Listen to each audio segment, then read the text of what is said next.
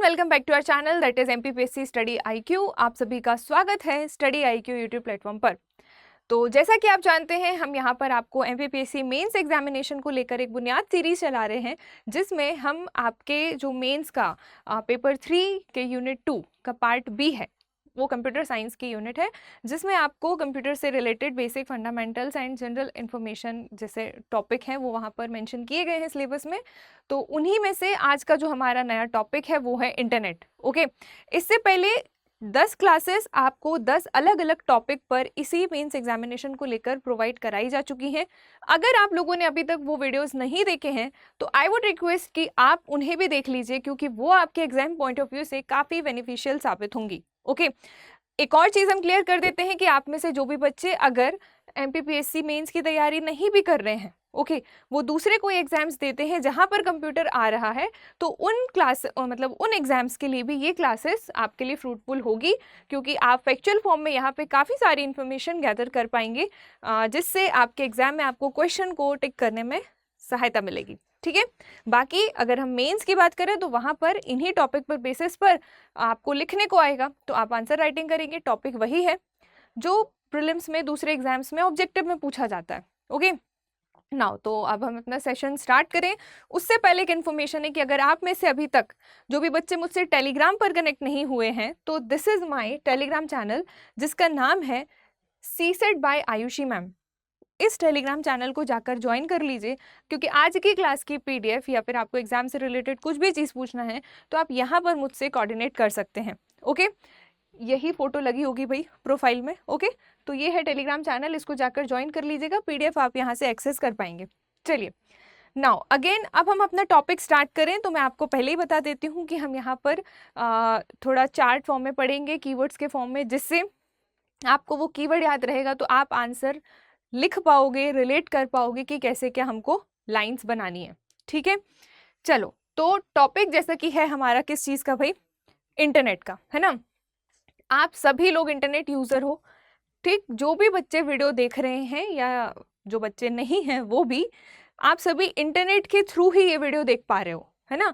तो इंटरनेट आज के टाइम पे इसकी इतनी ज़्यादा ज़रूरत है कि इसके बिना हम लाइफ को इमेजिन अब नहीं कर सकते आज के टाइम पे, क्योंकि ऑलमोस्ट हमारी सारी चीज़ें, ठीक है, ऑलमोस्ट हमारी सारी चीज़ें इंटरनेट पर डिपेंडेंट हो चुकी हैं। किसी भी चीज़ को सर्च अगर करना है तो हम बुक में देखने की बजाय हम उसको सर्च बार में जाके सर्च करते हैं, गूगल इंजन का प्रयोग करते हैं, राइट। तो हर चीज़ें आपको इंटरनेट पर अवेलेबल हैं भी, शायद इस वजह से भी हम ऑफलाइन रिसोर्सेज पर ज़्यादातर प्रेफर नहीं कर रहे हैं, है ना।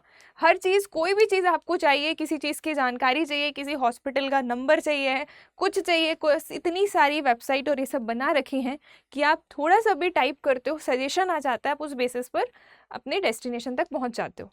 ओके, तो बेसिकली आज हम ये बात करेंगे कि इंटरनेट क्या होता है, इंटरनेट कहाँ से आया, है ना, इंटरनेट के अंतर्गत कौन कौन सी टर्मिनोलॉजीज़ हैं जो आपको पता होनी चाहिए, इसके अलावा इंटरनेट पर कौन से प्रोटोकॉल का प्रयोग किया जाता है, इंटरनेट के कैसे क्या यूजेस हैं। बहुत इजी है, आप लोग अपने मन से भी लिख सकते हो।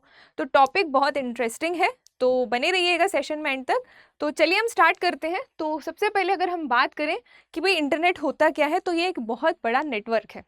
This is a vast network, मतलब जिसकी हम तुलना नहीं कर सकते किसी अदर नेटवर्क से। ठीक, जब हम आपको local area network, metropolitan area network, campus area network, ये सारा जब मैं टाइप ऑफ नेटवर्क पढ़ा रही थी, तो उस पर मैंने जब आपको वाइड एरिया नेटवर्क पढ़ाया था, तो उसके एग्जाम्पल में मैंने आपको बोला था कि यहाँ पर आप एग्जाम्पल के तौर पे इंटरनेट का यहाँ पर लिखेंगे, ठीक है, क्योंकि इंटरनेट आपका बहुत बड़े भारी स्तर पर यूज़ किया जाने वाला नेटवर्क है। इसे नेटवर्कों के नेटवर्क के नाम से भी जाना जाता है। ओके, तो ये आपको ध्यान रखना है। Now it is a vast network which is known as network of network. Okay, करता क्या है भाई, तो it connects computer all over the world.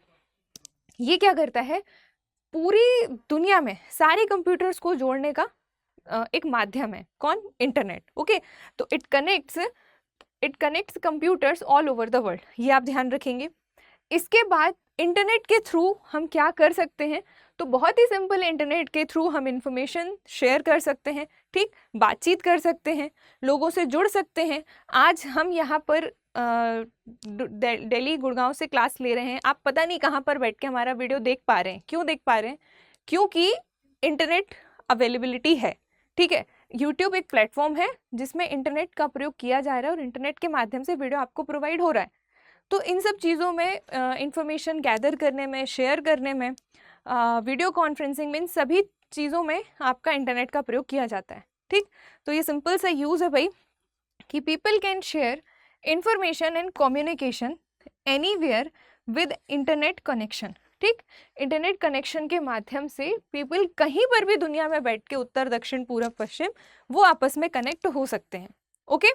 तो ये एक सिंपल सा इसका यूज़, अगर आपसे क्वेश्चन पूछे कि व्हाट इज़ इंटरनेट, यानी कि इंटरनेट होता क्या है, तो आप बता सकते हैं कि it is a vast network and it also defined as कि नेटवर्क ऑफ नेटवर्क, एंड इसको हम कनेक्ट कर सकते हैं दुनिया भर में कंप्यूटर्स को, और इसका छोटा सा यूज़ आप बता देंगे। अगर आपसे 2 या 3 नंबर में पूछा जाए कि डिफाइन इंटरनेट, या इंटरनेट क्या होता है, या इंटरनेट को परिभाषित कीजिए, तो इस 2 या 3 नंबर में ये जो चार्ट में यहाँ पर बना है, इसी को आप वर्ड्स में लिख दीजिए।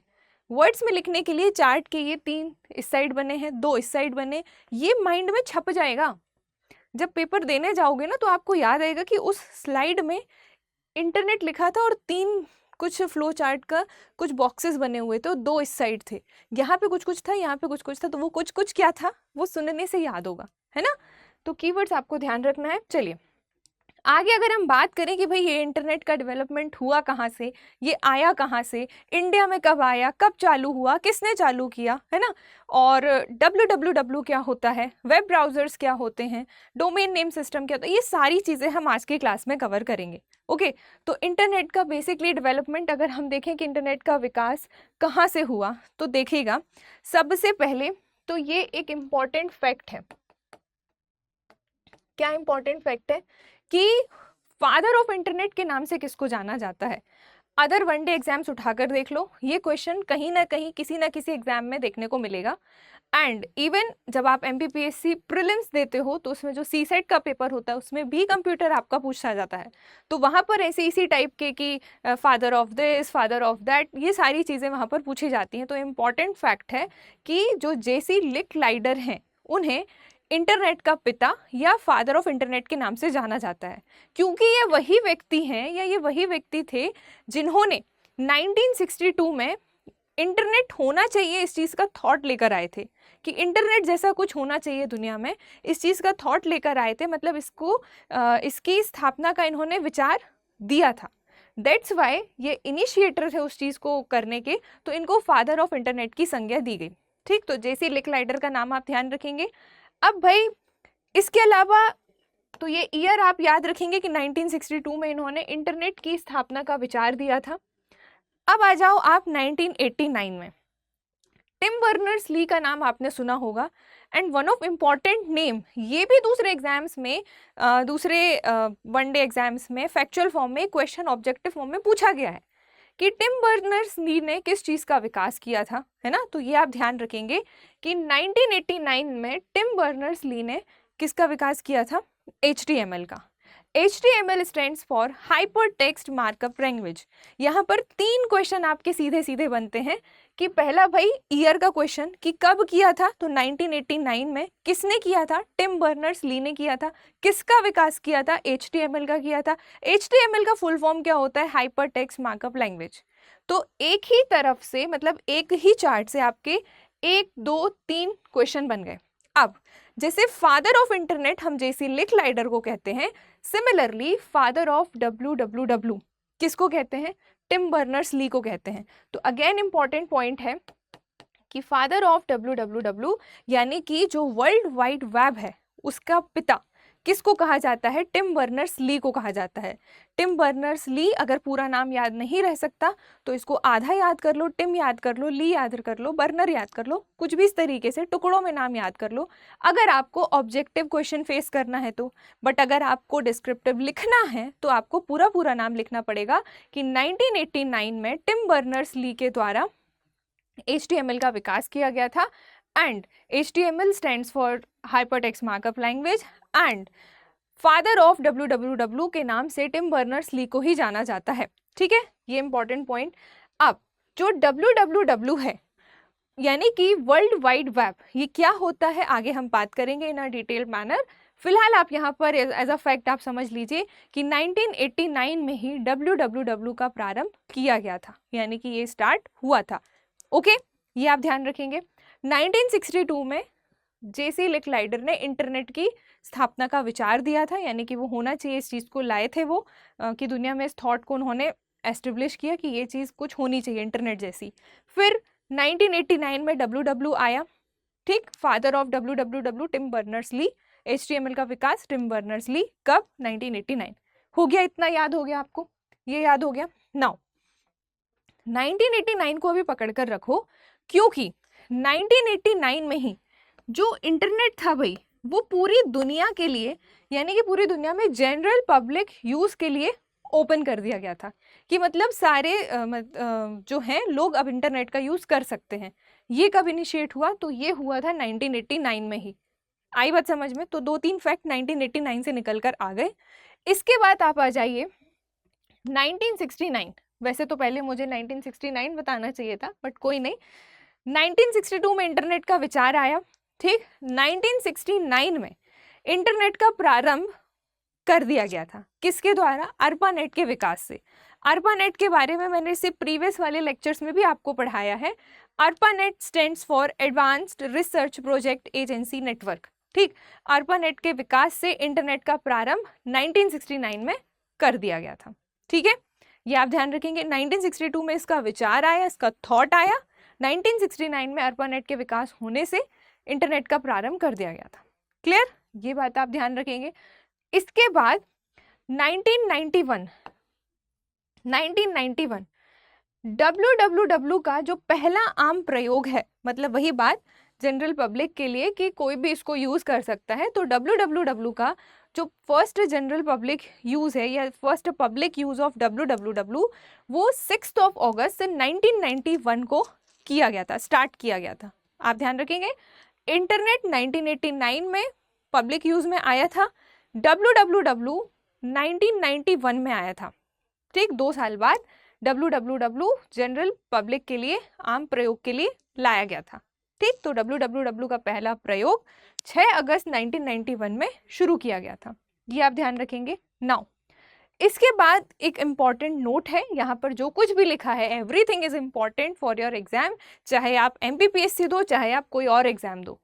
सभी एग्जाम्स में यहाँ की क्लास में जो कुछ भी बता रही हूँ सारे फैक्चुअल फॉर्म इम्पॉर्टेंट है। ठीक, लिखने को आएगा तो लिख लो, जो बोल रही हूँ उन्हीं को लिख लो। अगर ऑब्जेक्टिव आएगा दूसरे एग्जाम्स में तो टिक करने के लिए हेल्प होगी। ओके, चलो, तो मोज़ेक आपने एक नाम सुना होगा भाई, ये पहला ग्राफिकल वेब ब्राउजर है मोज़ेक। तो आपके अदर एग्जाम्स में पूछा जा सकता है कि फर्स्ट ग्राफिकल वेब ब्राउजर इनमें से कौन सा है, तो उसका नाम है मोज़ेक। ठीक, जिसे किसने डेवलप किया था? तो इसे 1993 में मार्क एंडरसन ने क्या किया था? इसका विकास किया था या फिर इसको डेवलप किया था। किसको? मोज़ेक को। क्या है? फर्स्ट ग्राफिकल वेब ब्राउजर क्या है? मोज़ेक है। किसने इसका विकास किया था? एंडरसन ने इसका विकास किया था। अगर पूरा नाम याद नहीं रह सकता मार्क एंडरसन, तो एंडरसन भी आप लिख सकते हो। कब किया था? 1993 में किया था। ओके, अब देखो, फिर बात आई भाई 1993 की। 1962 में इंटरनेट का विचार आया। 1989 में www आया। ठीक है, 1991 में www का आम प्रयोग शुरू हुआ। 1989 में इंटरनेट का आम प्रयोग शुरू हुआ। ओके, एंड एक और कौन सा ईयर छूट रहा है हमारा जो टॉप पे था? 1969। इंटरनेट का प्रारंभ ARPANET के विकास से हुआ। ठीक है, 1993 पर आ जाओ। 1991 हम यहाँ छोड़कर आए थे वर्ल्ड वाइड वेब के आम प्रयोग पे। अब आ जाओ आप उसके भी 2 साल बाद, यानी कि 1993 में। मोज़ेक एक वेब ब्राउजर है जिसको एंडरसन ने लाया या विकसित किया। ये हो गया। अब आ जाओ आप 1993 में ही सर्न, आपने नाम सुना होगा। ठीक है, इसे हिंदी में ऐसा लिखकर आता है सर्न। ओके, इसका फुल फॉर्म भी बेसिकली कई एग्जाम्स में पूछा गया है। नाउ 1993 में CERN ने क्या किया भाई, www को फ्री ऑफ कॉस्ट अवेलेबल कराया था। मतलब जो वर्ल्ड वाइड वेब है वो फ्री में बच्चे कह रही हूँ, फ्री में पब्लिक एक्सेस कर सकती है। इस चीज़ को किसने लाया था? CERN ने लाया था। कब लाया था? 1993 में ही लाया था। ओके, तो ये आप ध्यान रखेंगे। आप CERN का फुल फॉर्म आप देख लीजिए, European organization for nuclear research, ठीक है, ये आप ध्यान रखेंगे। इसके बाद आ जाओ आप 1993 के बाद 1995 पे। ओके, 1995 बड़ा ही इंपॉर्टेंट ईयर है। क्यों? क्योंकि 1995 में ही इंडिया में इंटरनेट का प्रयोग प्रारंभ किया गया था। पहले इंटरनेट ऐसा 1969 में ARPANET के विकास से इंटरनेट का प्रारंभ हो चुका था, लेकिन भारत में कब आया था? तो 1995 एग्जैक्ट अगर हम टाइम की बात करें तो 15 अगस्त 1995 में इंडिया में इंटरनेट का विकास प्रारंभ हो गया था। यानी कि इंटरनेट का विकास नहीं, इंटरनेट का प्रारंभ यानी कि शुरुआत भारत में हुई थी 15 अगस्त 1995 को। किसके थ्रू हुई थी? तो वो हुई थी भाई VSNL के थ्रू, ठीक, not BSNL, it's VSNL। That is VSNL का फुल फॉर्म भी आप देख लीजिए, विदेश संचार निगम लिमिटेड। ये आप ध्यान रखेंगे, विदेश संचार निगम लिमिटेड, जो कि एक टेलीकम्युनिकेशन कंपनी थी, जिसने क्या किया था भाई 1995 15 अगस्त को भारत में इंटरनेट का प्रारंभ शुरू किया था। ठीक, अगेन इंपॉर्टेंट पॉइंट। तो ये सारे यहाँ पे पॉइंट्स आपको क्लियर हो गए। इसके बाद, इसके पहले 1993 को खत्म किया, 1994 में भी कुछ कुछ हुआ। क्या हुआ? 1994 में W3C की स्थापना हुई थी भाई। W3C क्या है? तो W3 तो वर्ल्ड वाइड वेब, ये 3 W को W3 आइडेंटिफाई कर रहा है। यहाँ पर C का मतलब है कंसोर्टियम, ठीक है, वर्ल्ड वाइड वेब कंसोर्टियम। तो ये क्या थी भाई? ये एक इंटरनेशनल ऑर्गेनाइजेशन थी, यानी कि एक अंतरराष्ट्रीय संस्था थी, जो कि वर्ल्ड वाइड वेब के लिए क्या करती थी? कुछ मानकों का निर्धारण करती थी, कुछ स्टैंडर्ड से सेट करती थी। ओके, तो ये आप ध्यान रखेंगे। W3C कब आया था? तो ये आया था 1994 में। इंडिया में इंटरनेट कब आया था? 1995 में। ओके, चलो आगे बढ़ते हैं।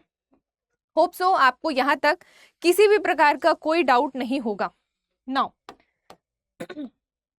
आगे बढ़ो जरा।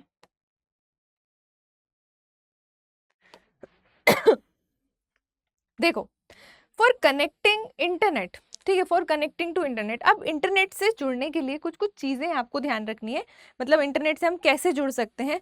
तो पर्सनल कंप्यूटर्स के through we can connect to the internet. Okay, modem के through we can connect to the internet, ये आप ध्यान रखेंगे। वेब ब्राउज़र सॉफ्टवेयर होते हैं जिससे हम इंटरनेट का प्रयोग कर सकते हैं।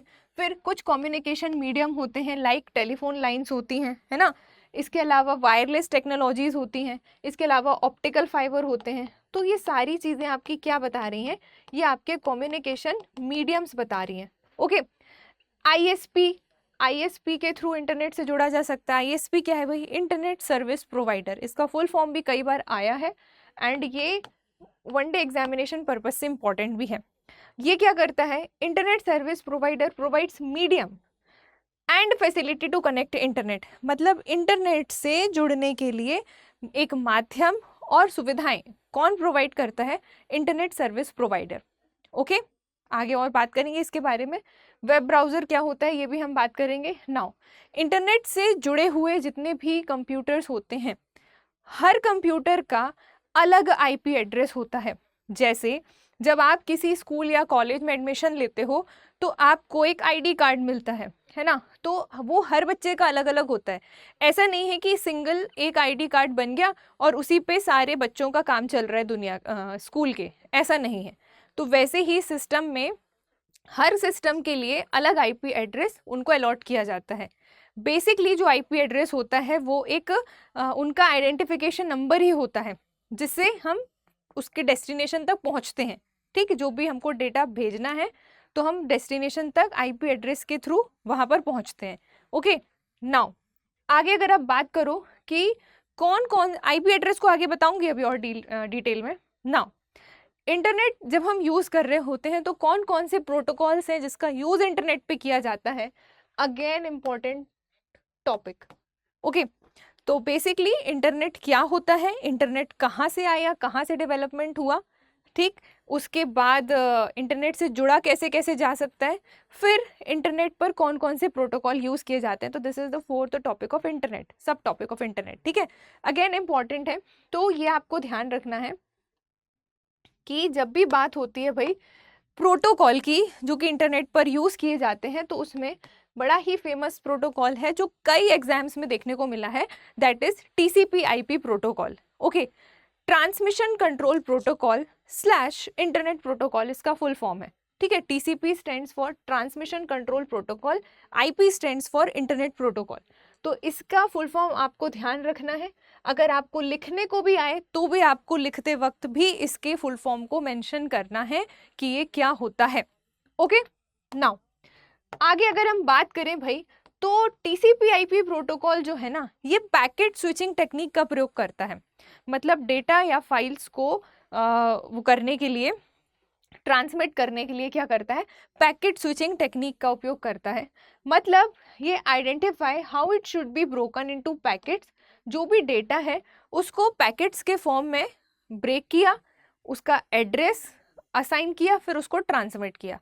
तो ये काम कौन करता है, TCP/IP प्रोटोकॉल करता है। And received at the destination, और फिर उसको डेस्टिनेशन पर रिसीव कराता है। क्लियर? तो 1 2 3 ये 3 पॉइंट TCP/IP के लिए लिखने के लिए सफिशिएंट है। नाउ इसके बाद आता है आपका दूसरा internet protocol, that is HTTP। HTTP stands for hyper text transfer protocol. इसका भी फुल फॉर्म आपको लिखना है, ये भी इंपॉर्टेंट है, दूसरे एग्जाम्स में ये पूछा भी गया है जहां पर कंप्यूटर आता है। ओके, तो ये आप ध्यान रखेंगे। एंड HTTP का उपयोग हम कहाँ करते हैं भाई, तो it is used to load web pages using hyperlinks. Hyperlinks का प्रयोग करके हम वेब पेज का मतलब HTTP प्रोटोकॉल क्या कर रहा है, it is used to load web pages. इसका उपयोग वेब पेजेस को लोड कराने के लिए किसकी हेल्प से, हाइपरलिंक की हेल्प से। हाइपरलिंक क्या होती है, आप लोगों ने अगर कोई चीज़ सर्च की ही होगी, है ना, तो उसमें आप जो भी साइट आप ओपन करते हो तो कहीं कहीं आप देखते हो ब्लू कलर का साइन दिखता है हमें, और लिखा रहता है www.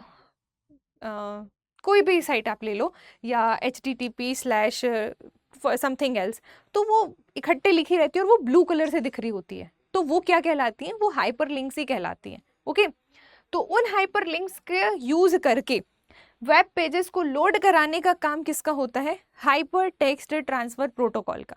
बस इतना इसके बारे में छोटा सा नोट ध्यान रखेंगे। तीसरा है आपका जो इंटरनेट प्रोटोकॉल है वो है भाई telnet. Telnet stands for telecommunication network. Telnet का भी फुल फॉर्म आता है, तो ये भी आप ध्यान रखेंगे। टिक करने को आ रहा है तो ये टिक करेंगे कि क्या, टेली कम्युनिकेशन नेटवर्क, और अगर लिखने को आ रहा है तो ये भी पहली लाइन पर आपको इसके फुल फॉर्म की जानकारी देना है। ओके, अब टेलनेट का प्रयोग रिमोट कंप्यूटिंग में किया जाता है, ये आप ध्यान रखेंगे। कैसे रिमोट कंप्यूटिंग में यूज़ किया जाता है, जैसे मान लो 2 सिस्टम हैं, दोनों ही अलग अलग जगह लोकेटेड हैं। एक सिस्टम ये है, एक सिस्टम ये है, दोनों अलग अलग जगह लोकेटेड हैं। तो एक दूर दराज स्थित एक कंप्यूटर है, ठीक, यहाँ से ये रिमोट कंप्यूटिंग का प्रयोग किया जा रहा है कि इन 2 अलग अलग जगहों पर बैठे सिस्टम्स में डेटा या फाइल से सेंड किया जाए।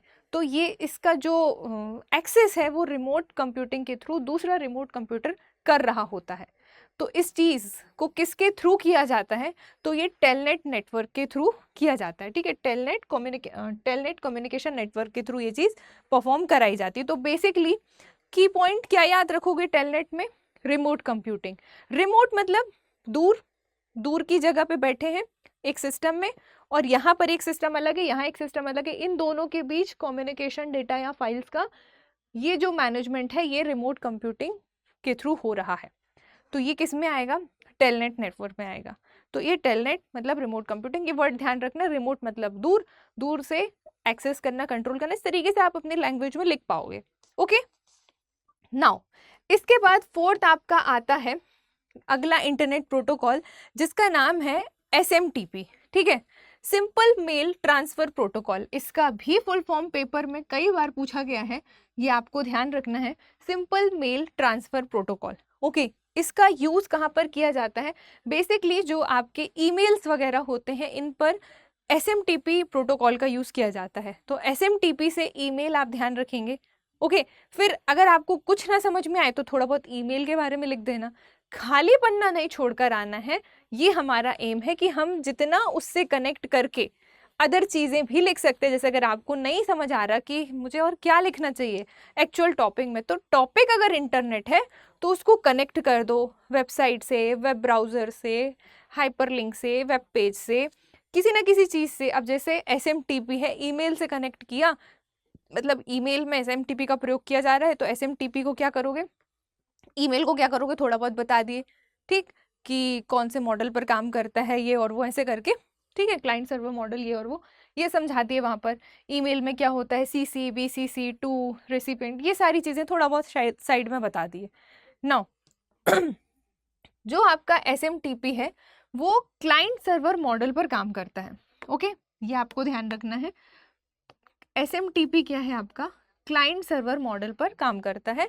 एक क्लाइंट होता है, एक क्लाइंट सिस्टम होता है, एक सर्वर यानी कि एक रिसीवर सिस्टम होता है, एक क्लाइंट सिस्टम होता है, एक सर्वर सिस्टम होता है। तो इन दोनों के बीच में क्या होता है, मैसेजेस का आदान प्रदान किया जाता है SMTP के थ्रू। बस इतना आपको, ये 3 पॉइंट आपको ध्यान रखना है। एक इसका फुल फॉर्म है, एक इसका यूज़ है, और ये किस मॉडल पर वर्क करता है, इसको ध्यान रखना है। बस ये 3 चीज़ें। फिर आता है आपका अगेन इम्पॉर्टेंट इंटरनेट प्रोटोकॉल, जिसका नाम है भाई, जिसका नाम है FTP, which is stand for file transfer protocol. जैसा नाम कह रहा है वैसे ही उसका काम भी है, फाइल को ट्रांसफर करना। ठीक, तो पहला इसका पॉइंट है कि फाइल ट्रांसफर प्रोटोकॉल, इसका फुल फॉर्म लिख दिए। इसका यूज़ कहाँ किया जा रहा है भाई, तो it is used for file transfer between computer and server.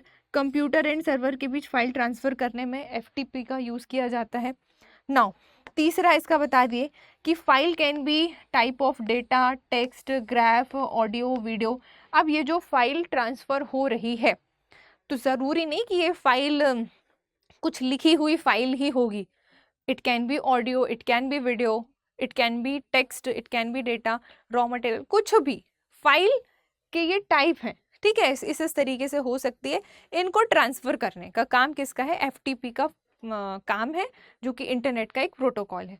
ये सारी चीज़ें अंदर की हैं जो हमें दिखाई नहीं देती हैं, ऐसे कि हम इनको सामने से खड़े होकर बात कर लें, है ना, हेलो हाय कर लें, ऐसा कुछ नहीं है। ये सब कुछ इंटरनली सब कुछ हो रहा है, जिसके बारे में अभी हमको लिखना है तो हम इसको पढ़ रहे हैं, है ना। अदरवाइज हम चीज़ें ये देखते हैं कि दैट पर्टिकुलर वेबसाइट है, इसको इस तक पहुंचने के लिए क्या URL है, ये चीज़ें हम बस टाइप कर लिए, हो गया। हमको अंदर का पता ही नहीं है और ना हम जानना चाहते, क्योंकि बिना जाने हमारा काम हो रहा है ना। तो पब्लिक क्या करती है, जब तक बिना जाने वो कोई चीज़ एक्सेस कर सकती है, यूज़ कर सकती है, उसका टाइम कट रहा है, काम हो रहा है, तो वो उतनी डीप जाती भी नहीं कि यार बैक स्टोरी क्या है इसकी। बट हमें इन सब चीज़ों से अवेयर होना चाहिए, क्योंकि टेक्निकली आज के टाइम पे दुनिया बहुत आगे बढ़ गई है। तो अगर आप अपने आप को एकदम डम शो करोगे किसी के सामने तो इतना गुड साउंड नहीं करेगा।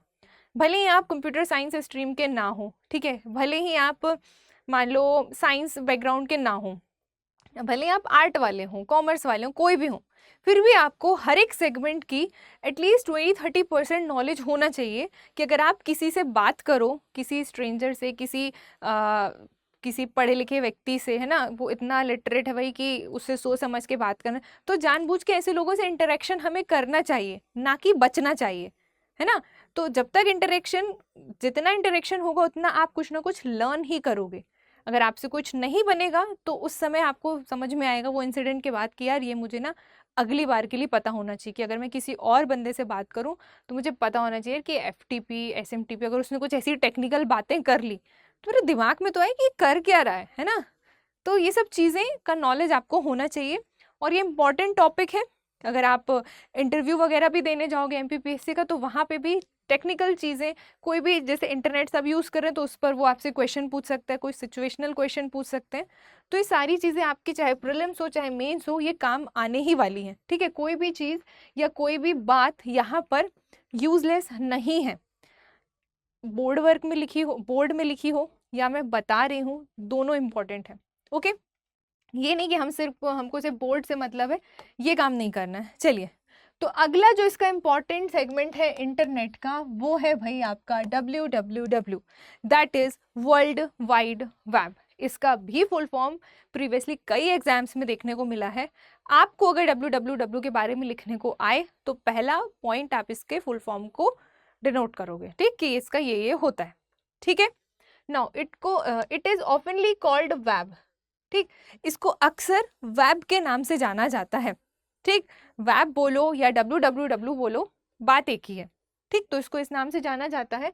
एंड ये क्या करता है भाई, it allows to browse websites, watch videos, okay, shop online, connect with others around the world through our computer and phones. भाई हम अपने कंप्यूटर सिस्टम या फिर किसी कोई भी डिवाइस हुई हमारी जिसमें हम इंटरनेट कनेक्ट कर सकते हैं, उसके थ्रू हम क्या कर सकते हैं, ऑनलाइन शॉपिंग में, ठीक, ई शॉपिंग के नाम से जिसको जानते हैं, वीडियो चैट हुआ, क्या वीडियो देखना हुआ, ठीक, किसी वेबसाइट को ब्राउज करना हुआ, ये सारी चीज़ें हमको अलाउ कौन कर रहा है, www हमको अलाउ कर रहे हैं कि हम ये चीज़ें परफॉर्म कर सकते हैं, ठीक है।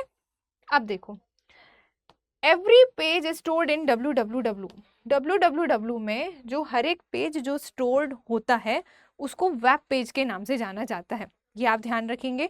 बहुत सारे लोगों को एक्सेस करते हैं वो वेब पेज, लेकिन उनको पता ही नहीं होता कि इसको हम वेब पेज कहते हैं। और वेब पेज जहाँ स्टोर होता है उसे वेबसाइट के नाम से जाना जाता है। तो बहुत बेसिक से मैं आपको समझा रही हूँ भाई कि वेबसाइट किसको कहते हैं, जहाँ पर वेब पेज आपका क्या होता है, स्टोर होता है, उसको वेबसाइट कहते हैं। और हर वेब पेज www में जहाँ स्टोर होता है उसे हर पेज www में जहाँ स्टोर होता है उसे वेब पेज, और वेब पेज जहाँ स्टोर होता है उसे वेबसाइट कहते हैं, ठीक है। ये आप ध्यान रखेंगे। इसके अलावा ये हो गया भाई कि इसको किस नाम से जनरली जानते हैं, ये क्या अलाउ करता है, इसमें वेब पेज क्या होता है, वेबसाइट क्या होती है, ये समझ में आ गया। इसके बाद अगर आपको www के बारे में शॉर्ट नोट लिखने को आए तो जितना इस पेज में लिखा है ना इतना ही लिखना है। आई थिंक इससे क्वेश्चन आया है कि व्हाट इज www, ठीक। तो एक बार आप देख लीजिएगा प्रीवियस क्वेश्चन पेपर में। Now it is a system of interconnected web pages and information. ये एक ऐसा सिस्टम है जिसमें वेब पेजेस और इंफॉर्मेशन आपस में क्या होती हैं, इंटरकनेक्टेड होती हैं, जुड़ी हुई होती हैं। And you can access using internet, और आप इन सबको यूज कर सकते हो तब जब आपके पास इंटरनेट है, ठीक है। इंटरनेट अलग है, www अलग है, दोनों को मिक्स नहीं करना। अभी डिफरेंस की हम बात करेंगे आगे। Now it is a huge group of information which is interconnected by hyperlinks. अब ये जो इंटरकनेक्शन हो रहा है तो ये किसके थ्रू हो रहा है, तो ये हाइपरलिंक्स के थ्रू हो रहा है। हाइपरलिंक्स का यूज़ करके ही HTTP क्या करता है, वेब पेज को लोड कराता है ना। अभी HTTP प्रोटोकॉल का उपयोग पढ़ा हमने, तो हाइपरलिंक्स वापस आ गई भाई। Now which can be accessed on the internet with the help of web browser। Web browser की हेल्प से हम क्या कर सकते हैं, इनको एक्सेस कर सकते हैं, ठीक है। चलिए ये बात आप ध्यान रखेंगे। तो ये 4-5 पॉइंट हैं। अगर आपको वर्ल्ड वाइड वेब पे शॉर्ट नोट लिखने को आए तो आप इस तरीके से लिख सकते हैं। अगर आपको ये 5 नंबर के फॉर्म में भी क्वेश्चन आए तो भी आप क्या कर सकते हो, इसको 5 पॉइंट में लिख सकते हो। नाउ अगर अब आगे देखो जरा, जैसे अब हम आए कि जहाँ पर वेब पेज स्टोर किया जा रहा है ना उसको वेबसाइट कह रहे हैं, है ना। तो बेसिकली अगर आपसे बोले किसी वनडे एग्जाम्स में ऑब्जेक्टिव फॉर्म में कि वेबसाइट क्या है, तो वेबसाइट क्या है भाई, ऐसी प्लेस जहाँ पर वेब पेज स्टोर किया जाता है उसे वेबसाइट कहते हैं। सिंपल, आप वेबसाइट पे ध्यान रखेंगे। किसी भी वेबसाइट का जो फ्रंट पेज होता है या फर्स्ट पेज होता है उसको हम होम पेज के नाम से जानते हैं। ये आप ध्यान रखेंगे, उसको हम किस नाम से जानते हैं, उसको हम होम पेज के नाम से जानते हैं। ये भी आप वेबसाइट के फॉर्म में लिख सकते हैं, टाइप में लिख सकते हैं। अब ये जो वेब पेजेस होते हैं अगर इनको हमें एक सिस्टम से दूसरे सिस्टम में भेजना है तो हम किस प्रोटोकॉल का उपयोग करते हैं, तो हम HTTP प्रोटोकॉल का उपयोग करते हैं। Again HTTP stands for hyper text transfer protocol, इसको आप ब्रैकेट में लिख देंगे, ठीक है। ये हो गया। अब भाई ये जो HTTP प्रोटोकॉल है इसके थ्रू क्या होता है, बाय यूजिंग दिस प्रोटोकॉल, इसके थ्रू क्या होता है, जो इंटरनेट जो है वो प्रोवाइड किया जाता है।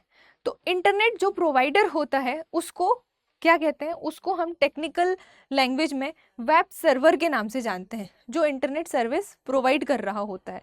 और वो भी कैसे कर पा रहा है, HTTP प्रोटोकॉल के उपयोग के द्वारा, ठीक है।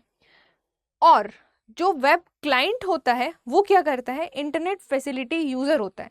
मतलब जैसे हम क्या हैं, मान लो हम वेब क्लाइंट हैं, हम इंटरनेट की जो फैसिलिटी है उसका हम यूज कर पा रहे हैं, हम उसके यूजर हैं, ठीक है। और वेब सर्वर है जो हमें इंटरनेट प्रोवाइड कर रहा है by using HTTP internet protocol. आई बात समझ में? तो ये सारी चीजें आपस में इंटरकनेक्टेड है। मैंने बहुत सिंपल लैंग्वेज में आपको समझाया। उम्मीद कर रही हूँ आपको वेबसाइट क्या होती है, वेब पेज क्या होता है, www क्या होता है, ये आपको समझ में आ गया होगा। अब आधे से ज्यादा लोग ऐसे हैं जिनको ये नहीं पता भाई कि इंटरनेट अलग है, www अलग है। इन दोनों के बीच एक थिन लाइन है डिफरेंस की, आप दोनों को एक ही नाम नहीं दे सकते, ठीक है। अंतर क्या है तो आप यहां पर समझिएगा कि जो आपका इंटरनेट है, ओके, इंटरनेट भाई एक ऐसा मीडियम है जिसके थ्रू हम www तक पहुंचते हैं। आ रही बात समझ में? Internet is a medium to reach www, world wide web तक पहुंचने का एक माध्यम इंटरनेट है। नेटवर्कों का नेटवर्क, बहुत बड़ा network, it is a global form of network, है ना। अब आ गई बात www की। अब इंटरनेट के थ्रू हम यहाँ पहुंच रहे, तो ये क्या है भाई, www इज अ फैसिलिटी, ठीक, ये एक फैसिलिटी है जिसको हम यूज कर पा रहे हैं, जो कि इंटरनेट पर उपलब्ध है। इंटरनेट के थ्रू www तक हम पहुंच पा रहे हैं। आ रही बात समझ में? नाउ जब बात आती है इंटरनेट की, ठीक है, जब बात आती है इंटरनेट की, तो इंटरनेट पर, इंटरनेट जो है बेसिकली TCP/IP प्रोटोकॉल का यूज करता है, जबकि जो www है वो क्या करता है भाई, HTTP प्रोटोकॉल का यूज करता है, ये आप ध्यान रखेंगे।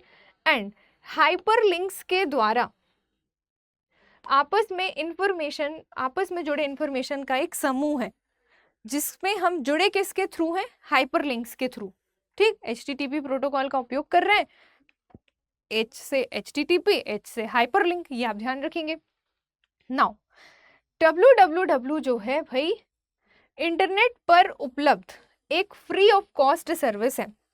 मतलब www को एक्सेस करने के लिए हमें पैसे नहीं चार्ज करने पड़ते, पैसे नहीं देने होते, लेकिन इंटरनेट को यूज करने के लिए हमें पैसे देने होते हैं।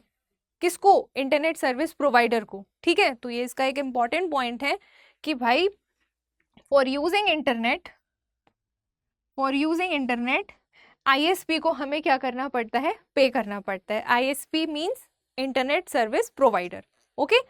और www इंटरनेट पर अवेलेबल एक फ्री ऑफ कॉस्ट फैसिलिटी है या सर्विस है, ठीक है, जिसको हम फ्री में यूज कर पा रहे हैं।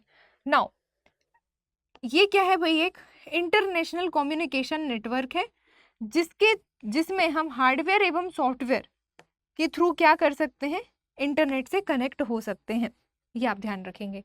तो ये हो गया भाई इसका दूसरा पॉइंट, ये हो गया इसका तीसरा पॉइंट, ओके, ये हो गया इसका फोर्थ पॉइंट, एंड ये हो गया इसका फिफ्थ पॉइंट, ये आप ध्यान रखेंगे। क्लियर? और हाइपरलिंक्स के थ्रू हम इसमें इंफॉर्मेशन से जुड़े इंफॉर्मेशंस का ये क्या है, समूह है। तो ये आप ध्यान रखेंगे कि अगर आपको डिफरेंस के सेंस में ना भी पूछे ना, तो आप जब www के बारे में लिखने को आए तो इस साइड वाले पॉइंट्स आप www के आंसर पर लिख सकते हैं, इस साइड वाले पॉइंट्स आप इंटरनेट के आंसर पर लिख सकते हैं। डिफरेंशिएट करने को बोले तो इसी तरीके से आप कर दीजिएगा, आपको अच्छे नंबर मिलेंगे, ओके। उम्मीद कर रही हूँ आपको ये क्लियर हो गया होगा। And one of important point कि जहाँ पर हमें डिफरेंस नहीं क्लियर होता है, तो इंटरनेट www तक पहुँचने का क्या है, एक माध्यम है, जबकि www इंटरनेट पर अवेलेबल एक फ्री ऑफ कॉस्ट सर्विस है, ठीक है।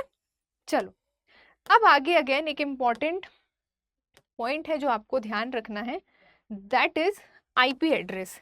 IP एड्रेस का फुल फॉर्म भी कई बार पूछा गया है, internet protocol address, okay. IP मतलब इंटरनेट प्रोटोकॉल, ठीक, और एड्रेस को एड्रेस पूरा लिख के ही देता है वो। नाउ अब जैसे वही जो मैं थोड़ी देर पहले आपको बता रही थी कि जैसे हर एक बच्चे जब आप पेपर देने जाओगे सबके रोल नंबर अलग अलग होते हैं, ठीक है, सबका नाम अलग अलग होता है। इसी तरीके से कंप्यूटर सिस्टम्स में भी होता है कि एवरी कंप्यूटर और डिवाइस, हर कंप्यूटर और डिवाइस जो होती है भाई connected to the internet is given a unique numerical address for its identification which is called IP address. आई बात समझ में? मतलब उससे हम उसको आइडेंटिफाई कर पाते हैं, that is called what? IP address. Clear? अब ये क्या होता है? तो भाई ये एक न्यूमेरिकल एड्रेस होता है। तो जिसको मैं हाईलाइट कर रही हूँ ना, ये कीवर्ड आप ध्यान रखेंगे, which is given by ISP, internet service provider के थ्रू ये क्या किया जाता है? दिया जाता है। Okay, and when connected to the internet, जब हम इंटरनेट से कनेक्ट होते हैं तो आईएसपी के थ्रू एक न्यूमेरिकल एड्रेस दिया जाता है, और यही एड्रेस सिस्टम का एक आइडेंटिफिकेशन नंबर होता है या डेट एड्रेस होता है।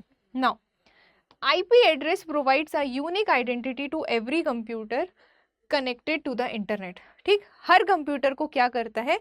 एक यूनिक आइडेंटिटी देता है। इतना डेटा आपको IP एड्रेस के बारे में लिखने के लिए मोर देन सफिशिएंट है। ये 3 पॉइंट आप लिख देंगे अगर आपको IP एड्रेस से रिलेटेड कोई चीज़ लिखने को आती है तो। आपसे एग्जामिनर पूछ सकता है कि explain what is IP address and give any 2 example या गिव एनी 1 एग्जाम्पल। ओके, अब देखिए जो आईपी एड्रेस होता है बेसिकली वो 2 चीज़ें बताता है। एक बताता है भाई वो प्रोटोकॉल का नाम, और दूसरा बताता है उसकी लोकेशन ऑन द नेटवर्क। ठीक, कि भाई वो नेटवर्क पर किस लोकेशन पर है। ठीक है, तो ये हो गए, ये 2 चीज़ आप बता सकते हैं। इसके बाद IPv4, IPv6 इन सब का नाम आपने सुना है, तो ये क्या है भाई? ये भी इंटरनेट सर्विस मतलब इंटरनेट प्रोटोकॉल एड्रेस ही है। ठीक है, ये क्या करते हैं? It is used for IP address. इनका प्रयोग किस लिए किया जाता है? आईपी एड्रेस का यूज़ करने के लिए किया जाता है। ये 32 बिट के नंबर का प्रयोग कर सकते हैं इसमें एड्रेस के लिए हम, ये आप ध्यान रखेंगे। इसके बाद 0 से लेके 255 तक के हम कैरेक्टर्स का यूज़ कर सकते हैं, जिनको 4-4 सेट में बांटा जाता है। और इनको अलग कैसे किया जाता है? तो डॉट के थ्रू इनको क्या किया जाता है? अलग किया जाता है। ये आप ध्यान रखेंगे। इनमें 0 से 255 तक के कैरेक्टर्स का यूज़ किया जा सकता है, जिनको डॉट के माध्यम से हम अलग करते हैं, डिफर करते हैं।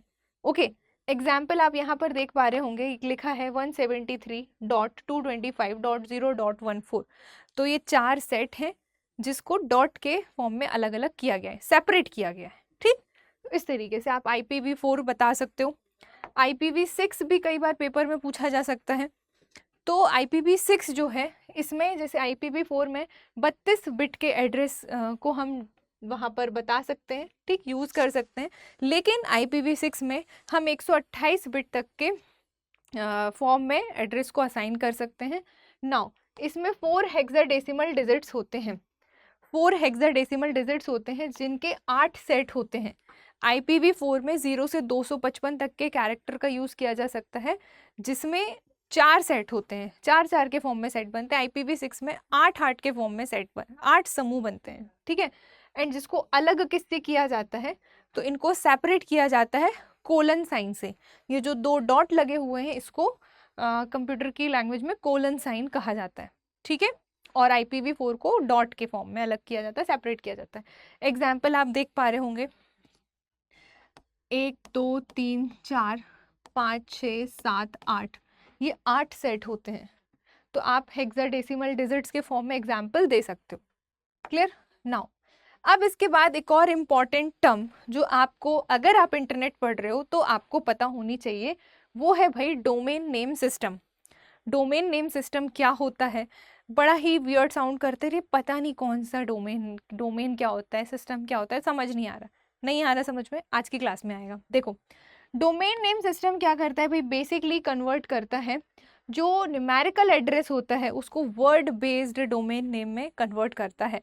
ठीक, ये न्यूमेरिकल एड्रेस वही जो ISP के थ्रू प्रोवाइड किया जाता है। ओके, तो इस न्यूमेरिकल एड्रेस को उसने क्या किया, वर्ड बेस्ड मतलब शब्दों पर आधारित एक डोमेन नेम पर चेंज कर देता है, डोमेन नेम सिस्टम।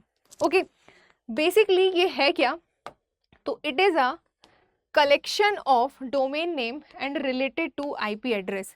ये क्या है भाई, डोमेन नेम मतलब जो नाम असाइन किया गया है, और जो IP एड्रेस है उसका क्या है, ये कलेक्शन है। एंड ये केस सेंसिटिव नहीं होता। केस सेंसिटिव नहीं होने का मतलब ये है कि हम इसमें कैपिटल लेटर, स्मॉल लेटर का प्रयोग कैसे भी कर सकते हैं अपने कंफर्ट के हिसाब से, है ना।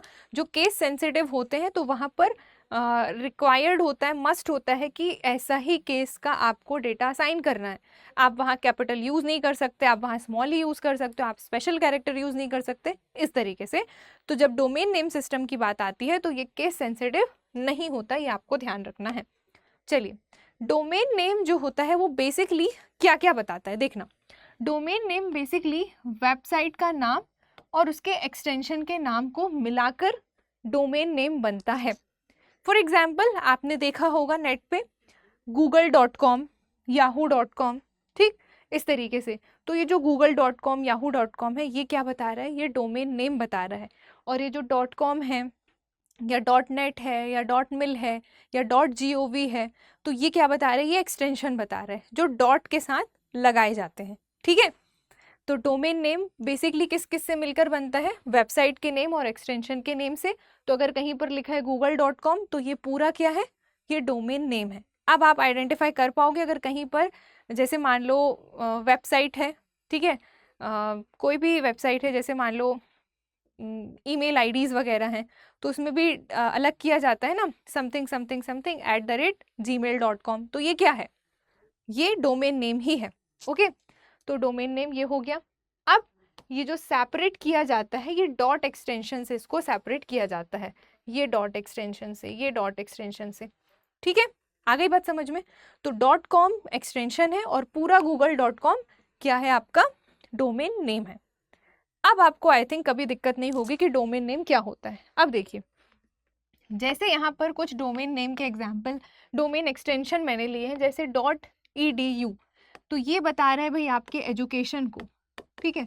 एजुकेशन मतलब शैक्षणिक संस्था या इन सबको बता रहा है, ठीक। .edu, .com ये कमर्शियल, ठीक, ये कमर्शियल को बता रहा है, यानी कि वेबसाइट तक को बता रहा है।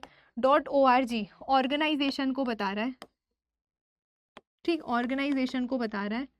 .gov गवर्नमेंट को बता रहा है कि ये कोई गवर्नमेंट आप वेबसाइट को यूज़ कर रहे हो, ठीक। .mil ये मिलिट्री को बता रहा है, ठीक, it denotes military.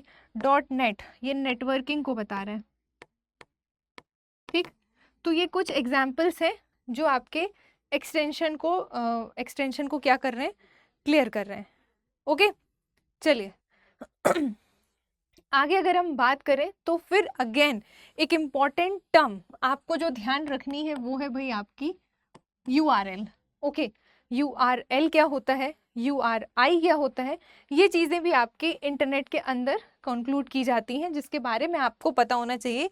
If you are reading the topic of internet then you have to be aware what is URL, what is hyperlink, what is website, what is web browser, है ना, what is www, what is web page, what is home page, what is IP address, what is domain name system, what is extension, ये सारी चीज़ें आपको clear होनी चाहिए, ठीक है।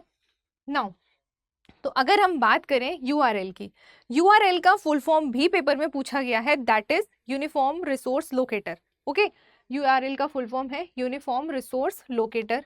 अब ये URL करता क्या है भाई, तो ये जो URL होता है ना, ये www पर स्थित, ठीक, वेबसाइट का या किसी वेब पेज का, वेबसाइट का या किसी वेब पेज का एक स्पेसिफिक एड्रेस होता है, कौन, URL, ठीक है। जो कि क्या बताता है, जो कि ये बताता है कि जो भी आपकी डिजायर्ड इंफॉर्मेशन है या डिजायर्ड डेटा है, जिसकी इंफॉर्मेशन आपको चाहिए है, वो कहाँ पर है और हाउ टू एक्सेस इट, हम उसको कैसे एक्सेस कर सकते हैं, ये सब कौन बता रहा है, ये आपको यूनिफॉर्म रिसोर्स लोकेटर बता रहा है।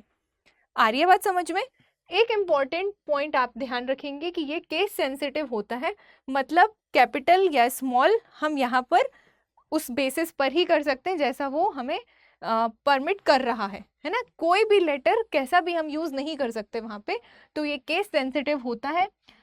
वर्ल्ड वाइड वेब पर किसी वेबसाइट या किसी वेब पेज के स्पेसिफिक एड्रेस को कौन बता रहा है? यूआरएल बता रहा है, और यूआरएल के थ्रू आप ये जान सकते हैं कि जो desired information that you want to access वो कहाँ है और उसको कैसे एक्सेस करोगे। क्लियर? तो ये हो गया छोटा सा नोट यूआरएल पर। आई थिंक इस तरीके से आपको बहुत अच्छे से याद रह पाएगा। आपको बार बार, जैसे अगर आप पीपीटी के फॉर्म में देखो, सारा थ्योरेटिकल डेटा लिखा हुआ है, कितने पन्ने पलटोगे, याद नहीं रहेगा। बट ये तरीका आपको याद रहेगा। आई एम श्योर, मैं तो इसी तरीके से पढ़ती हूँ, है ना। तो इस तरीके से आप भी ध्यान रखो। Now in any website every web page, ठीक, हर वेबसाइट पर, मतलब कोई भी वेबसाइट हो, उसका कोई भी वेब पेज हो, ठीक है, किसी भी वेबसाइट में किसी भी वेब पेज का सबका अलग अलग यूआरएल होता है। ऐसा नहीं कि हर किसी के लिए सेम यूआरएल का उपयोग किया जाए। जैसे आईपी एड्रेस सारे सिस्टम का अलग अलग होता है, वैसे यूआरएल भी सब वेब पेज या वेबसाइट का अलग अलग होता है, ठीक है। तो by typing this we can reach the particular web page. URL को टाइप करके हम पर्टिकुलर वेब पेज तक पहुंच सकते हैं। जैसे अगर आपको एमपीपीएससी की ऑफिशियल साइट पर जाना है, तो आप mpsc.nic.in समथिंग ऐसी कुछ है, तो आप इसके थ्रू आप उस वेबसाइट पर जा सकते हो। पहला पेज जो खुला वो उसका होम पेज है उस वेबसाइट का, ठीक है। नाउ आगे अगर हम बात करें तो एक और होता है। अब यूआरएल का एग्जाम्पल देख लो इस वेबसाइट के थ्रू। देखिए, जैसे आपने ऐसा लिखा देखा होगा, ठीक, गूगल सर्च बार पे आप जाना, सर्च इंजन पे आप देखोगे http://www.google.com/html/index.html, इस तरीके का आपने लिखा देखा है कहीं ना कहीं, जो कि हम याद नहीं करके रखते, है ना। कॉपी पेस्ट करते हैं जनरली कि कहाँ कौन पूरा टाइप करेगा।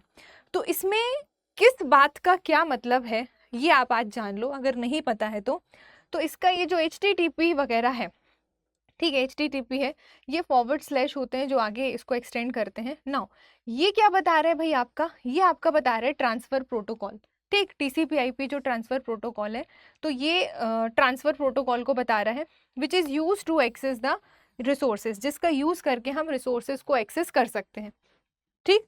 तो इंटरनेट के जो प्रोटोकॉल अभी हमने पढ़े उन्हीं में http आपका हाइपर टेक्स्ट ट्रांसफर प्रोटोकॉल को बता रहा है, नॉट टीसीपी/आईपी। नाउ www.google.com ये क्या है पूरा आपका? ये क्या है? ये पूरा आपका क्या है भाई? ये डोमेन नेम है, ठीक। आई बात समझ में? Domain name website plus extension name, इससे मिलकर बनता है। नाउ अब देखिए, ये जो HTML है, यहाँ पर स्लैश बना हुआ है, और ये जो HTML है ये क्या बता रहा है?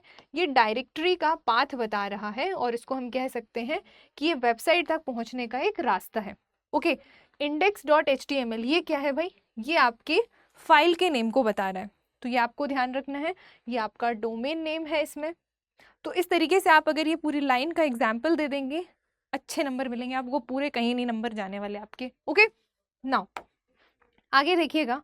अब जैसे आपने URL पढ़ा ना, जैसे आपने URL पढ़ा, तो वैसे ही एक और निकल कर आता है भाई, URI। ओके, URI, इसका भी फुल फॉर्म पेपर में लिखने के लिए आप ध्यान रखिएगा, uniform resource identifier. Uniform resource identifier कौन है भाई?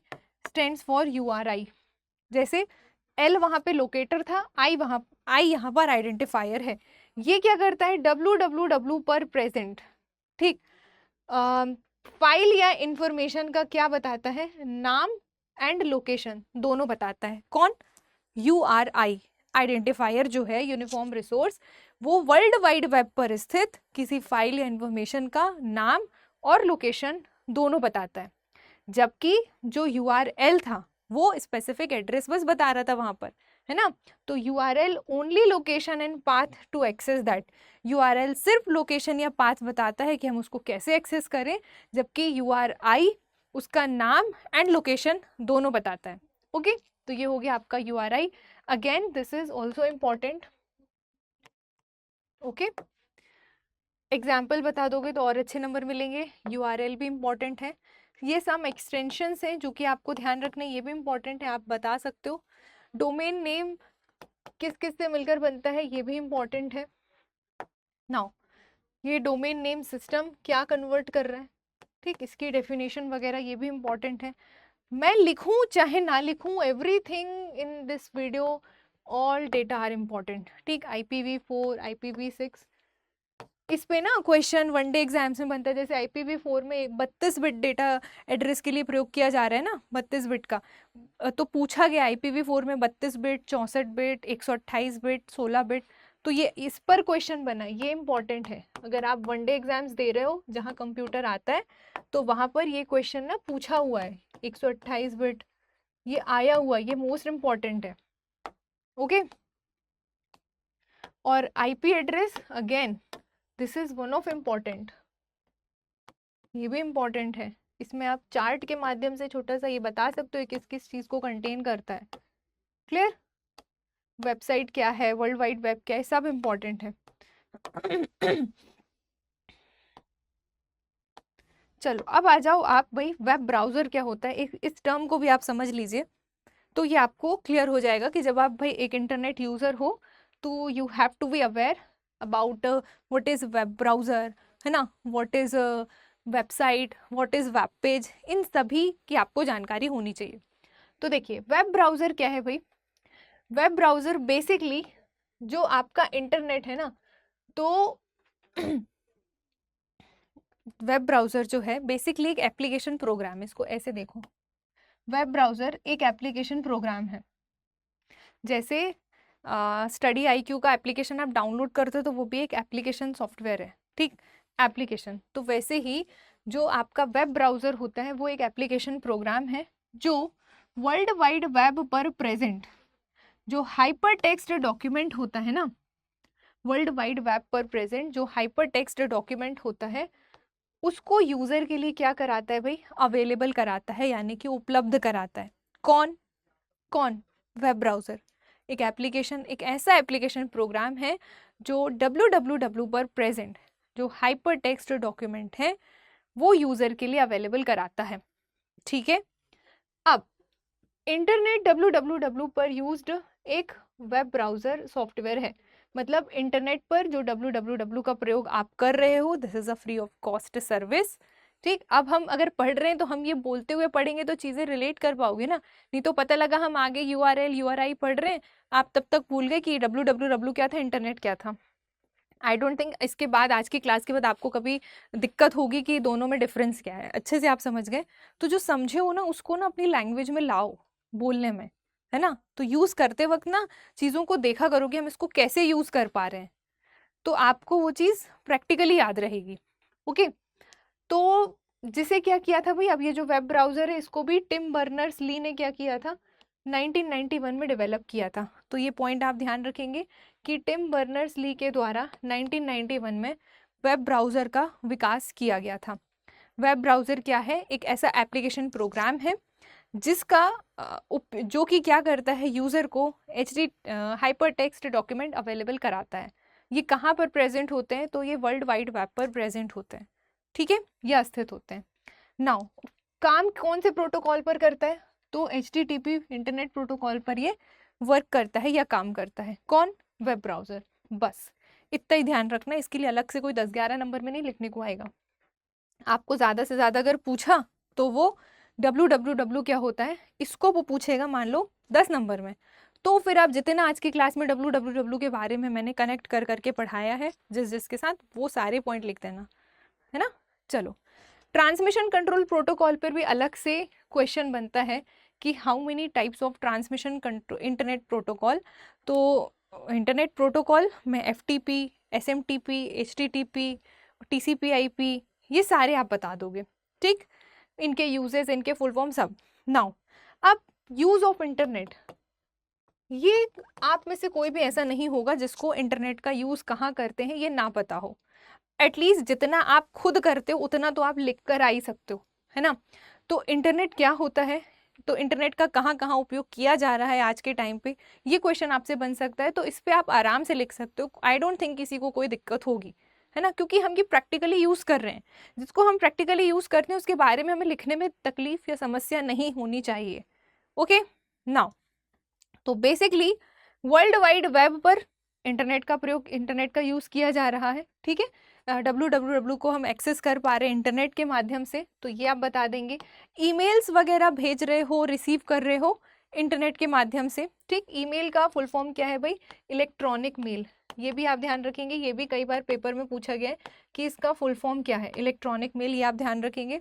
नाउ वीडियो कॉन्फ्रेंसिंग वगैरह, कोई मीटिंग्स कंडक्ट होना, बड़े बड़े पॉलिटिशियंस ये और वो हर जगह एक देश से दूसरे देश हर बार नहीं जा सकते, तो वीडियो कॉन्फ्रेंसिंग के थ्रू ये मीटिंग्स अपनी रखते हैं।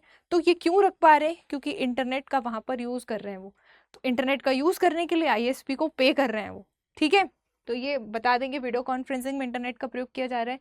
ई गवर्नेंस वगैरह में इंटरनेट का प्रयोग किया जा रहा है, ई कॉमर्स में, ई पब्लिशिंग में, इन सभी में इंटरनेट का प्रयोग किया जा रहा है। ओके, नाउ इंस्टाग्राम हुआ, व्हाट्सएप हुआ, यहाँ पर इंटरनेट का प्रयोग किया जा रहा है। ये सब क्या है? सोशल नेटवर्किंग साइट्स हैं। तो बेसिकली आप लिखोगे कि सोशल नेटवर्किंग साइट्स में इंटरनेट का प्रयोग किया जा रहा है, लाइक फेसबुक हुआ, ट्विटर हुआ, यूट्यूब हुआ, व्हाट्सएप हुआ, इंस्टाग्राम हुआ, ये 5 प्रकार की आप सोशल नेटवर्किंग वेबसाइट बता दो। अलग से क्वेश्चन भी बनता है कि what is social networking sites या वेबसाइट्स। इन पर आई थिंक प्रीवियसली क्वेश्चन पूछा हुआ है, आज तो मैं ला नहीं पाई, ठीक है। लेकिन आप MPPSC के ऑफिशियल वेबसाइट पर जाना, मेंस के पेपर डाउनलोड करना, उस पर आपको मिलेगा I think social networking site का क्वेश्चन है, ठीक है। तो बिल्कुल भी दिक्कत नहीं होगी, क्योंकि आप खुद ही बहुत बड़े सोशल मीडिया यूज़र हो, तो आपको लिखने में कोई समस्या नहीं होगी। बस फैक्चुअल फॉर्म में अगर आपको जो चीज़ें याद होनी चाहिए, तो जैसे फेसबुक है भाई, फेसबुक को कौन लाया? मार्क जुकरबर्ग ने लाया। कब लाया? 2004 में लाया, ठीक है।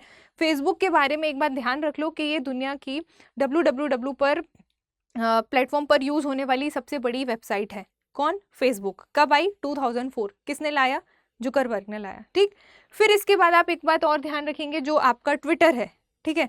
ट्विटर को भाई माइक्रो ब्लॉगिंग के नाम से भी जाना जाता है, मतलब छोटे छोटे डेटा या इन्फॉर्मेशन के ब्लॉग्स बनाकर डालना ट्विटर पर, तो इसको माइक्रो ब्लॉगिंग के नाम से जाना जाता है। ब्लॉग आपने सुना होगा, जैसे वेब ब्लॉग के नाम से भी जानते हैं। ये भी क्या है? इसमें हम डायरी, डेटा, पोस्ट, ये सारी चीज़ें हम शेयर कर सकते हैं। ब्लॉगिंग आपने सुना होगा, आजकल बड़ा ट्रेंड पे है। इसके अलावा फेसबुक आया 2004 में, ट्विटर आया आपका 2006 में। डॉर्सी ने लेकर आया था ट्विटर को, ठीक है। तो जैक डॉर्सी का नाम आप ध्यान रखेंगे। जैक डॉर्सी ने भाई 2006 में क्या किया था? ट्विटर लाया था, okay. And SMS of internet के नाम से भी जाना जाता है, मतलब इसको इस चीज़ की संज्ञा दी गई है, किसको? ट्विटर को, SMS ऑफ इंटरनेट। तो ये पॉइंट आपका प्रीलिम्स के हिसाब से, जहां कंप्यूटर आ रहा है, वनडे एग्जाम्स में ऑब्जेक्टिव फॉर्म में पूछा जाता है कि SMS ऑफ इंटरनेट के नाम से किसको जाना जाता है। 4 ऑप्शन दे देंगे, फेसबुक, ट्विटर, इंस्टाग्राम, व्हाट्सएप।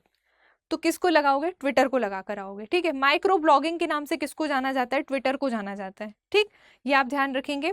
इसके बाद यूट्यूब, जिसके माध्यम से we are connected to each other. तो यूट्यूब भी क्या है भाई? सोशल नेटवर्किंग प्लेटफॉर्म है, जिसमें यूट्यूब की जो वो है, यूट्यूब कब आया था भाई? यूट्यूब आया था 2005 में। 2004 में आई फेसबुक, ठीक। 2005 में आया यूट्यूब और 2006 में आया ट्विटर। तो लाइन से ये तीनों साल आप ध्यान रखेंगे। तो 2005 में कौन आया भाई? यूट्यूब आया। और यूट्यूब को लाने वाले पेपल कंपनी के 3 व्यक्ति थे। कौन था?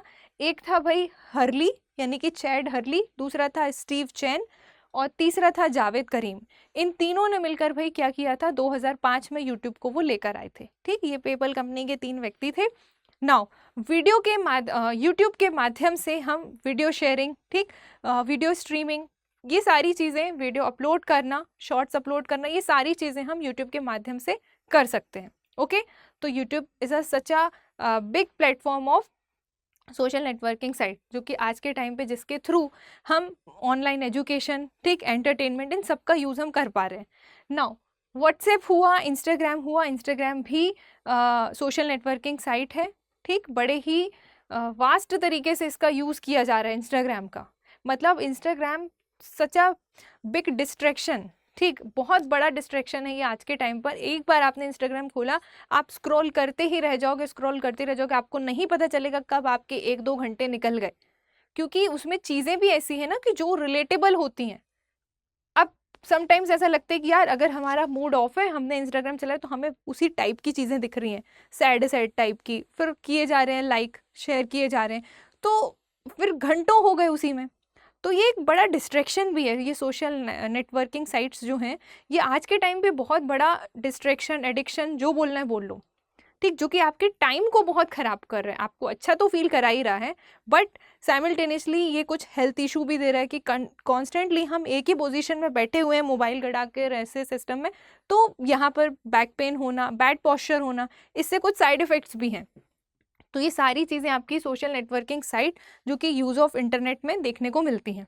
ओके, इसके अलावा एजुकेशन में इंटरनेट का प्रयोग किया जा रहा है, एंटरटेनमेंट के लिए इंटरनेट का प्रयोग किया जा रहा है।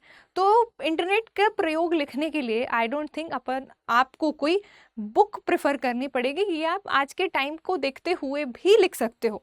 अच्छा, बहुत ही इंटरेस्टिंग टॉपिक है इंटरनेट, जिसमें आपको जितना मैंने अभी यहाँ पर पढ़ाया इतना आपके लिए सफिशिएंट है कि what is internet, uses of internet, what is www, what is the difference between internet and www, what is web browser, what is domain name, what is domain name system, है ना, what is extension, what is URL, what is URI, what is IP address. तो ये सारी चीज़ें हमने आज की class में कवर कर ली। होप सो आपको ये पूरा पोर्शन बहुत ही अच्छे से क्लियर हो गया होगा। उम्मीद करूँगी कि आज की क्लास आपको पसंद आएगी, ठीक है। एंड अगर आपने इसकी PDF चाहिए है अगर आपको, तो आप मुझे कहाँ पर ज्वाइन कर सकते हैं? तो भाई आप मुझे ज्वाइन कर सकते हैं इस टेलीग्राम प्लेटफॉर्म पे, जिसका नाम है CSAT by Ayushi ma'am. Okay, इसके अलावा अगर आपको और कोई जानकारी चाहिए है तो भी आप मुझे यहाँ पर मैसेज कर सकते हो, ठीक। तो यहाँ पर आकर हमारा ये टॉपिक ख़त्म होता है। ओके, हमारे सेशन में एंड तक बने रहने के लिए कि बहुत बहुत धन्यवाद। मिलते हैं हम नेक्स्ट वीडियो में नए टॉपिक के साथ। तब तक के लिए हमारे साथ बने रहिए। Thank you so much. मिलते हैं नेक्स्ट वीडियो में। Bye bye.